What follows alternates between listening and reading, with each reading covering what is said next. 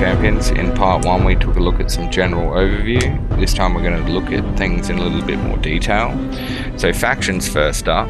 There's nothing special about each. You don't get buffs or anything like that. It's just an identification, a colour, a name and a banner. Each faction should be one kingdom. Now there's other theories going around that it'll be more. There's a couple of reasons I don't believe that's the case.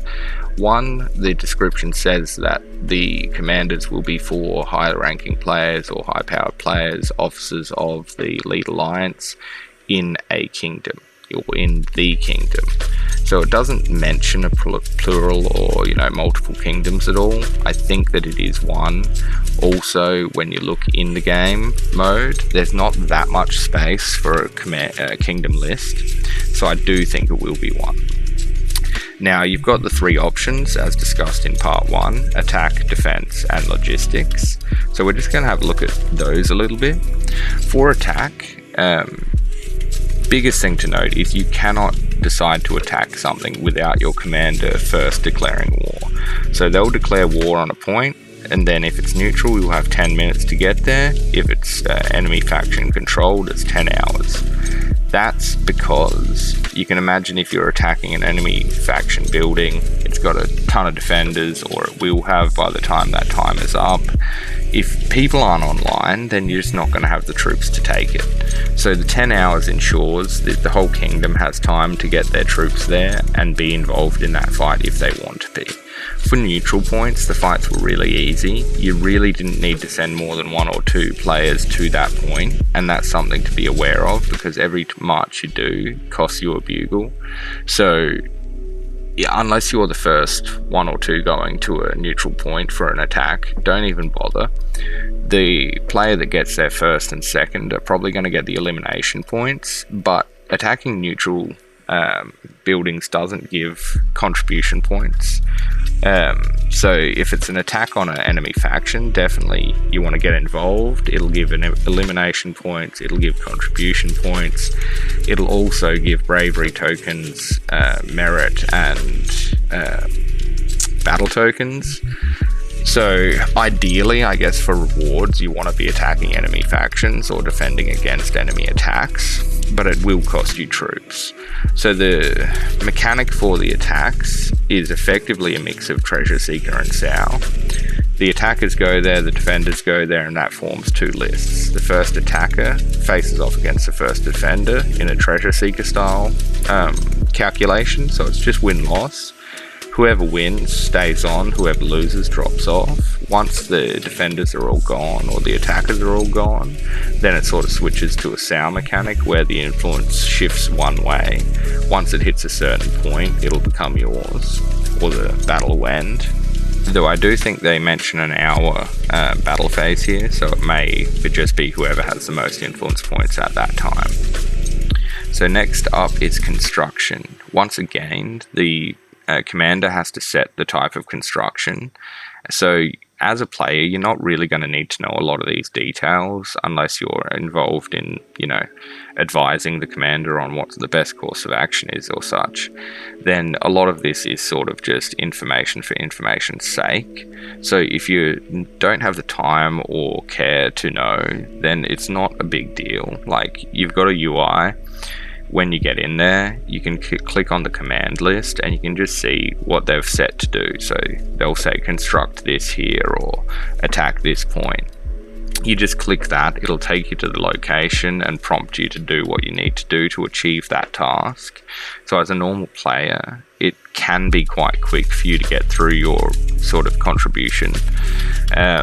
The commander's got to do a bit more thinking and set those goals, but same again, once it's set, it is set and off they go.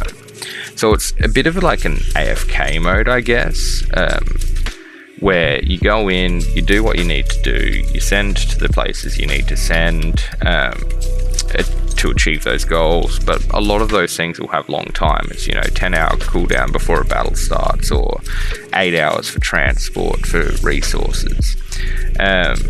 So yeah, it's not going to be hours at a time at the computer.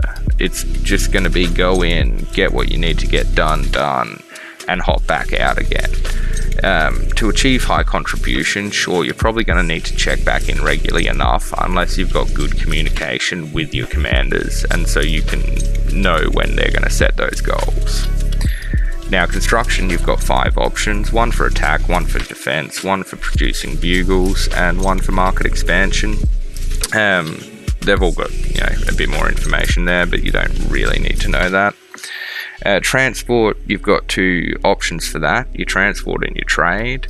1 is to obtain the armaments for the faction, and 1 is to get the armaments to the specified building. Those armaments are required for the constructions and for deploying troops in those fortress cities. So one important thing to note here is that if you do a transport and get 250,000 armaments, they are not your armaments, they're the faction's armaments. And this is important for 2 things. So it means that if you set an 8-hour trade or transport, then anyone can use those, whether you get back after that 8 hours, if you get back 8 hours and 1 minute, great. If you don't, somebody can transport them. But that means also that somebody can get the contribution points for transporting them. So to be most effective with logistics, or to ensure that you're going to rack some points up, it's best to set the 8 hours and get back just after it finishes or just before, so that you're the one there that's able to transport those resources to the required point. Otherwise, you're sort of doing some work for half the potential contributions. Now, that's, neither here nor there really, but I know that a lot of people are going to want to know how to get contribution points, how to get rewards, and that's definitely one thing to be aware of. Another thing to be aware of is that if you cancel a march, you won't get the marching bugle back. So before you set an 8-hour, you're definitely going to want to make sure that you have done what you're going to need to do, and that you're not going to want to cancel halfway through that. I mentioned this because it seems like the best way to get rewards is going to be to effectively use your time. So getting in a good rotation where you're scoring in different ways the whole time. Now, the first reward is faction based, so basically ranking of the factions based on influence. Individual eliminations, you get these from both killing players and AI, but as I mentioned earlier, the players give all rewards, whereas the AI are only going to give part rewards in a sense. So you'll still get elimination points for killing AI players, but you're not going to get, the battle tokens or the merit and such. So it's a way, you can attack a neutral city to buff up your elimination points, but it's not necessarily going to be the best use of your bugle. Individual contribution can be done through basically any task completion will give you contribution, and you'll get the glory raffle tokens for nearly all rankings, but you also get some other nice rewards in the eliminations. Now, there's a few other descriptions here to go over. Season clearance, basically stating that everything will get wiped at the end, which makes sense. Battle losses, 40% of troops lost will be revived, and the remaining 20% will die, out of those that are, wounded or targeted for death. So you're not going to end up with, no army because of it. It's more like a treasure seeker setup, but you will be taking losses, and you will be getting compensated for it with bravery tokens and merit, but still something to keep in mind. Where are we? So yeah, that's tokens and merit.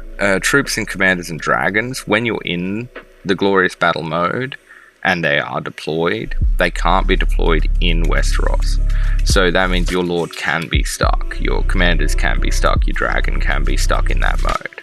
So when it comes to an attack with a 10-hour cooldown, you're not going to want to send it as soon as the command is made to attack. Otherwise your team is going to be in there for 10 hours. You're going to have to wait closer towards the end to put it in, ensuring you still get there in time to be reasonably high on the attacker list, I assume. Army size buffs don't work. Big note there. and offline server. Something interesting is that effectively what they've said is they'll do their best to cancel any attacks and to send you back if there's going to be a server maintenance. They won't allow attacks 10 hours before server maintenance. If one has already begun and is already underway, when a maintenance starts, then it'll be cancelled, everything will be sent back. But the biggest thing to note here is that we will not be able to return war horns and marching bugles immediately. Please contact our customer service after the server reboots. So I'm not sure if that's in reference to like random dropouts or something, but keep an eye on it, because if it's coming up for maintenance and an attack's underway, you've sent it there and it's, server's gone down, you may need to ask customer service to return those items if you're, worried about getting max rewards and using max bugles each day. So that pretty well wraps up the details section. I'm going to do the next video on actual gameplay and run through some of the mechanics as I go through and play the test. So tune in next time, get a good look at actually how it appears in game and what you're going to be looking at. Alright, catch you guys.